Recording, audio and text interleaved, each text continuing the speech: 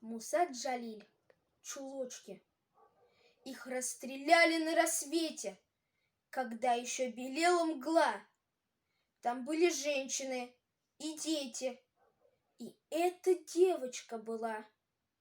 Сперва велели им раздеться, затем к обрыву стать спиной. И вдруг раздался голос детский, наивный, чистый и живой. Чулочки тоже снять мне дядя?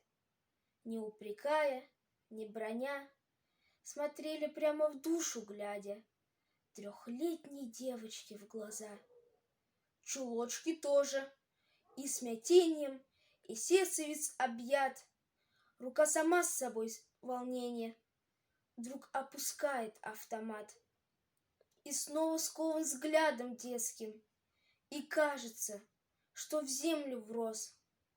Глаза, как у моей дочурки, в смятенье смутным произнес, овеянный невольной дрожью. Нет, он убить ее не сможет, но дал он очередь спеша. Упала девочка в чулочках, снять не успела, не смогла. Солдат, солдат, а если б дочка твоя вот здесь бы так легла? И это маленькое сердце пробито пулею твоей. Ты человек, не просто немец, ты страшный зверь среди людей.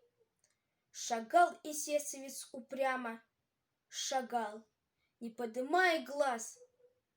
Впервые, может, эта дума в сознании отравленном зажглась.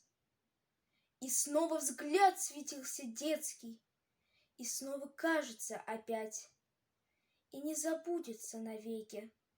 Чулочки, дядя, тоже снять?